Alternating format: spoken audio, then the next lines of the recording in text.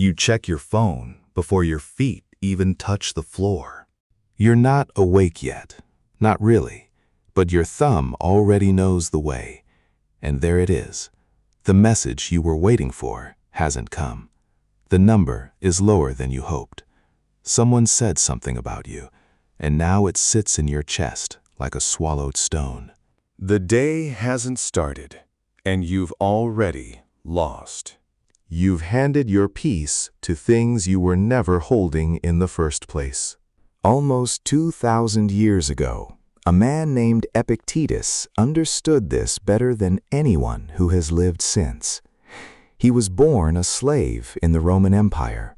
He owned nothing, no house, no name worth recording, not even his own time. One story says a master once twisted his leg for amusement. Epictetus, perfectly calm, simply said, "If you keep going, you will break it." The master kept going. The leg broke. And Epictetus, without a trace of anger, said only, "There, did I not tell you?" He limped for the rest of his life.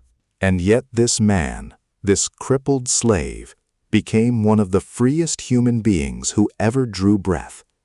Not because he escaped his chains, because he understood something the emperors above him never did. By the end of this, you'll see why he slept more peacefully than the men who owned him, and how the very same idea can quiet the noise in your own mind tonight. It begins with a single sentence. The Stoics called it the dichotomy of control. Epictetus opened his little handbook, the Enchiridion, which simply means the thing you keep close at hand, with it, the first line of the whole book. Some things are up to us, he said, and some things are not. Our judgments, our intentions, our desires, the way we choose to respond, these are ours. Our bodies, our reputation, our wealth, the actions of other people, these are not. Simple, almost insultingly simple. You hear it and you nod, of course. And then 5 minutes later, you're staring at a screen, furious at a stranger's comment, trying to bend a person who will never change. Because knowing where the line is and actually living on the right side of it are two completely different things. Picture your mind as a house. Inside the walls, everything belongs to you. Your effort, your patience, whether you meet this moment with courage or with complaint. Outside the walls is the weather, the traffic, the economy, the moods of strangers, the past you cannot redo, the result of the conversation you've already had. You can prepare for the weather. You can dress for it, plan around it, brace against it. You cannot command it to stop. And here is the root of almost all your suffering. You keep trying to rule the weather. You stand at the window, soaked and shouting at the rain, and you call it being responsible. Now think about your own day for a moment. You send a message, and then you watch the little screen, waiting. The reply was never yours. You can write with honesty and warmth. You cannot reach across the city and make them answer. You walk into a room and feel that old pull to be liked. Their opinion of you was never yours. You can be kind, you can be true, you can show up as your best self. You cannot climb inside their head and arrange how they see you. You do the work. You give the presentation. You pour in everything you have, and you wait for the verdict. The outcome was never yours. The promotion, the applause, the rejection, all of it is weather. This is where it gets harder, because the whole world is screaming the opposite at you. Work harder and you'll control the result. Say the perfect thing and you'll control how they feel.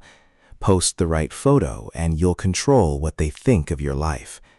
We are trained from childhood to grab at the weather with both hands, and then we lie awake wondering why our hands are so tired and our minds will not rest. Seneca knew this trap from the inside. He wasn't a slave like Epictetus. He was the opposite, advisor to an emperor, one of the richest men in Rome. And he watched powerful men spend their entire lives stacking up wealth and status, things that could vanish in a single afternoon, and call it security. We suffer more often in imagination than in reality, he wrote. Most of what we dread never arrives. Most of what we chase, we cannot keep. There is no security in the weather. There never was. And here is the part that truly stings.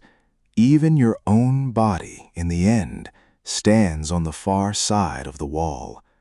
You can train it, feed it, rest it, love it. You cannot stop it from aging. Marcus Aurelius understood this, and he ruled the largest empire on earth. At night, in his tent on the cold frontier, the most powerful man alive wrote private notes to himself, notes we now call the Meditations, reminding himself again and again of exactly this. He could move legions with a word. He could not command a single gray hair. He could not order away the illness that would one day end him. The emperor and the slave, practicing the same lesson in the dark. So far, this might sound bleak. Let go of the outcome. Let go of your reputation.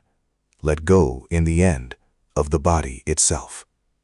You might be asking, what on earth is left? Everything that matters. That is what's left. Because the dichotomy of control was never a sentence of helplessness. It is the exact opposite. Epictetus was not telling you to give up.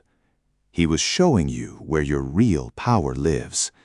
And it lives in a smaller, fiercer, more unbreakable place than you ever imagined. You cannot control whether you get sick. You can control whether you face it with dignity or with self-pity. You cannot control whether they love you back. You can control whether you love well. You cannot control the storm, but the way you stand inside it, steady or screaming, that is entirely, permanently yours. No master can twist it out of you. No emperor can tax it or take it away. That is the secret of why Epictetus, with his broken leg and his empty pockets, was free. He had quietly moved his whole life inside the walls, into the one room where nothing outside could ever reach him. So how do you actually live this, starting tomorrow morning? When the worry comes, and it will come, try asking yourself one question. Is this mine, or is this weather? Name it out loud if you have to. The traffic is weather. The deadline is partly mine, mostly weather. His bad mood is weather. My response to his bad mood is mine, completely. Then pour your energy only into the part that is yours, and let the rest fall where it falls.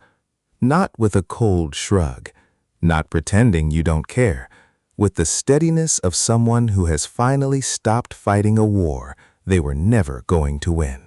The Stoics had a phrase for this willing acceptance of what comes, amor fati, a love of one's fate. They did not mean you stop trying. They meant you stop arguing with reality after you have already done your part. You plant the seed with everything you have, and then you don't stand over the soil screaming at it to grow faster.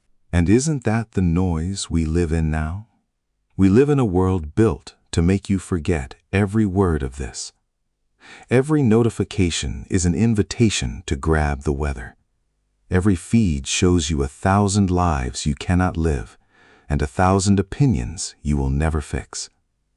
That low hum of anxiety you carry around all day, it isn't a flaw in you. It is the entirely natural result of trying to control the uncontrollable all day, every day, through a small glowing rectangle in your hand. Epictetus never saw a screen. He never heard a notification. And still, he diagnosed your exact sickness 20 centuries before you were born. He left the medicine in a single line, light enough to carry anywhere. Some things are up to you, some things are not. And your freedom begins the very moment you can tell the two apart. So tonight, before you reach for the screen again, try drawing the line just once. Inside the wall, your effort, your honesty, your response to whatever comes. Outside the wall, every other thing. Tend the inside like a garden you actually own, and let the weather, at long last, just be the weather. That is the whole of it. The peace you have been chasing out there, in the replies and the numbers and the opinions, was sitting quietly in here the entire time. So let me ask you, what is the one thing in your life you need to stop trying to control? Say it in the comments. Sometimes just naming it out loud is where the freedom actually begins. And if this found you at the right moment, stay a little longer. Next time, we'll sit with another idea from these same Stoics. How to make peace with the one thing none of us can escape, and why remembering it each morning might leave you feeling more alive than you have ever been.